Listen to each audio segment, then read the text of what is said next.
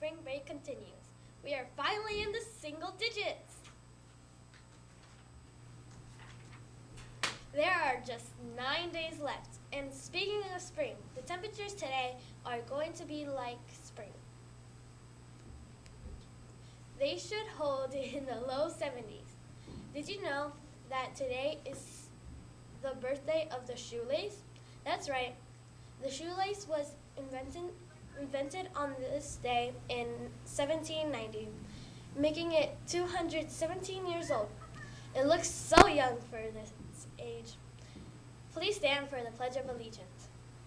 I pledge allegiance to the flag of the United States of America and to the republic for which it stands, one nation, under God, indivisible, with liberty and justice for all. You may be seated. Today's science fact of the day came from a panther, just like you. 6th grade Rowan Shaw sent us this one. For years, humans have talked about having flying cars. Well, we may be about ready for that to happen. Here's Andrew to tell us more. Thanks, Camilla. The flying car has been just about to happen ever since the Wright brothers first took to the air. But it has never really been more than just a silly dream. Flying cars were possible technically, but were always too expensive and not suited to everyday use because of the space required for takeoff and landing. Piloting skills were needed too. But in recent years, with the emergence of the drone, things may have changed. Well, Airbus, a European airplane maker, has teamed up with the company ETA Design, has designed a huge 4-engine drone powered by electric motors which clip onto a passenger module that also performs as a car. And the best part, you don't need a license because the computer will drive for you. Check it out. In less than 20 years from now, more than 2/3 of the world's population will live in cities, and many in megacities with more than 10 million residents. One of the drawbacks will be gigantic congestion. Many cities are already facing that, where time has become an increasingly rare commodity. So Airbus and Ital Design have linked up in a groundbreaking venture to imagine solutions, and the concept they've come up with is called Pop-Up. Pop-Up is a new mobility concept. It's multimodal. It combines ground with the air. It allows passengers a seamless and faster way getting from A to B using the city sky. It's a partnership between the airspace and the automotive sector. Two powerful sectors that comes together to develop new technology, new concepts for the future of smart cities. What they've come up with is a modular concept that can both fly autonomously using electricity and travel on street level or even on other modes of transport such as hyperloops. Using an app, passengers will be able to order the 2-seater capsules from the airport or train station, for example, to their final destination using this kind of transportation system. I think right now the urban sky is quite underutilized, and that's exactly the proposition. The grid-like layout of road doesn't actually do it for us. We think that by combining air and ground, we will get a much better use of the space that we have in our cities. While for the time being the project is a concept, something which looks very similar to this could be a reality within 7 to 10 years from now, because Airbus, with its extraordinary We Make It Fly know-how, and Ital Design, one of the most innovative players in the auto industry, are highly ambitious. Who knows what other partnerships could emerge? Well, we think that both companies believe really in finding the best solutions for people in future megacities or in generally in transport. So Airbus is doing this on their way, in their field, and we are doing it on our ground-bounded transportation, so trains and automobiles. So when we combine these skills into a research partnership, what it is, then we find very dedicated people on both sides. And we wanted to make sure that we take down the boundaries between these different specialities and find the best solution for future megacities. And with this idea, we came up with a concept that combines the best of both worlds.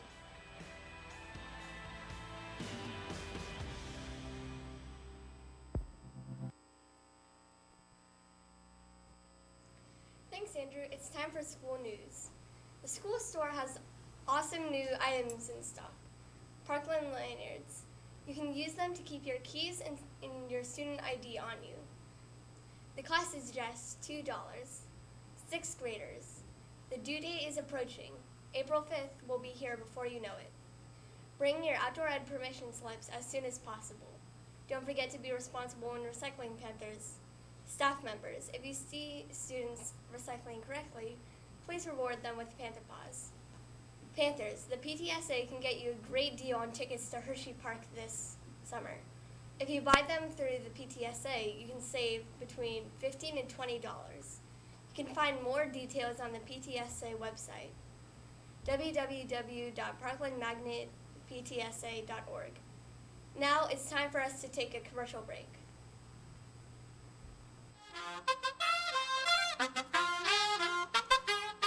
Tú nos dices que debemos sentarnos, pero las ideas solo pueden levantarnos, caminar, recorrer, no rendirse ni retroceder, ver, aprender como esponja absorbe. Nadie sobre todos, faltan todos, suman todos para todos, todo para nosotros. Soñamos en grande que se caiga el imperio, lo gritamos algo, no queda más remedio. Esto no es utopía, es alegre rebeldía del baile de los que sobran de la danza de mi mía. Levantarnos para decir ya basta. Ni África ni América Latina se suba. Con barro, con casco, con lápiz a patear el fiasco. Provocar un social terremoto en este charco.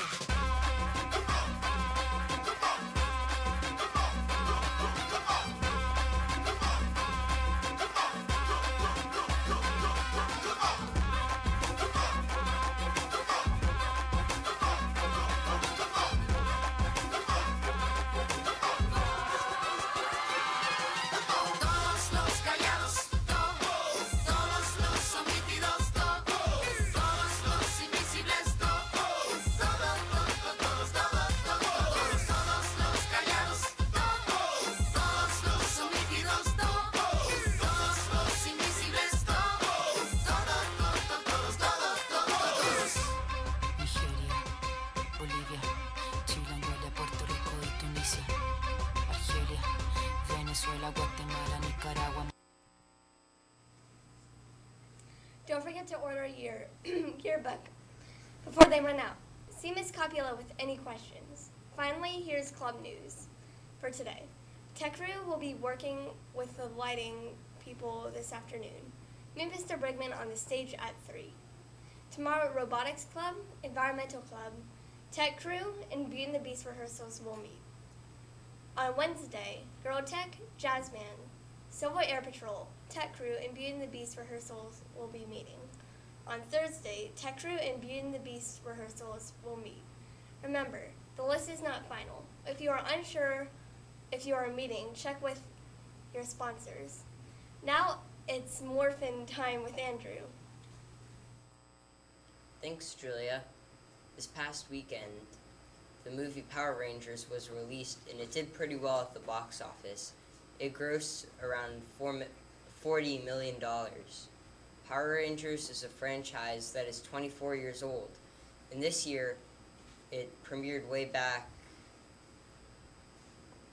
It's 24 years old this year. It premiered way back in 1993 when it first came on. It was a huge hit, and kids all over America watched it every afternoon after school. The storyline has changed several times throughout the years, but the original one is this. 2 astronauts discover an alien container and break into it. This releases the evil alien sorceress Rita Repulsa.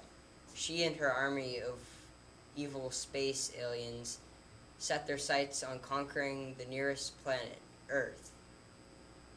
Zordon, who was responsible for capturing Rita, became aware of her release and orders his robotic assistant Alpha 5 to select 5 teenagers with attitude to defend Earth from her attacks. Zordon gives the teens the ability to transform into a fighting force known as the Power Rangers, providing them with an arsenal of weapons at their disposal, as well as colossal assault machines called Zords, which can combine into a giant humanoid machine known as a Megazord. The show was so popular that the movie version was rushed into production and premiered on the same year. The series has been popular since its release, and there have been 20 TV series in the Power Rangers universe, as well as 2 movies. This weekend's movie is actually the 3rd Power Rangers movie. Check out this huge franchise. They're morphin' and they're still making millions. The Power Rangers are back with a brand new reboot that's bound to make some bank at the box office. Let's take a look back at the hit franchise and some mighty numbers that go along with it. The Power Rangers first squeezed into their multicolored spandex in 1993, donning dino helmets and joining Zordon in the fight against Rita Repulsa. Mighty Morphin Power Rangers became an instant sensation, drawing an average of 4.8 million daily viewers in its first season and 6.9 million in its second. The incredible popularity not only attracted fans to tune in, but to shop at the mall as well. In 1995, the revenue for costumes, toys, and merchandise alone totaled a Megazord-sized gross of $1 billion. Even today, you can spot Ranger gear on Halloween or at Comic-Con. The Power Rangers morphed onto the big screen the same year for their feature film debut, with Mighty Morphin Power Rangers, the movie. The film cost a reported $15 million to make and grossed a decent $66 million worldwide. The 2017 reboot is said to have cost a significantly higher $105 million. And believe me when I say, it was morphin' time many times. There have been more than 20 different incarnations of the Power Rangers throughout the years, including one that sent the teenage heroes traveling through time and another that was comprised of 10 members, and their colorful costumes never seemed to stay the same. The series has also changed hands over time. In 2001, the Walt Disney Company took ownership of the Power Rangers when they bought the Fox Family Channel, on which the program aired for $5 billion. The show's creator, Haim Saban, made a whopping $1.7 billion from the deal, which included the Rangers and his other Fox properties. In 2010, Saban bought back the franchise from Disney for a reported $100 million and resuscitated it for Nickelodeon. He had his billion-dollar babies back and has been basking in the benefits ever since. Now with a new major motion picture, Go Go Power Rangers. Wish these students a happy birthday today. Happy birthday, oh yes it's your day, I hope that it's okay, so when we say shame, good things come your way, so have a happy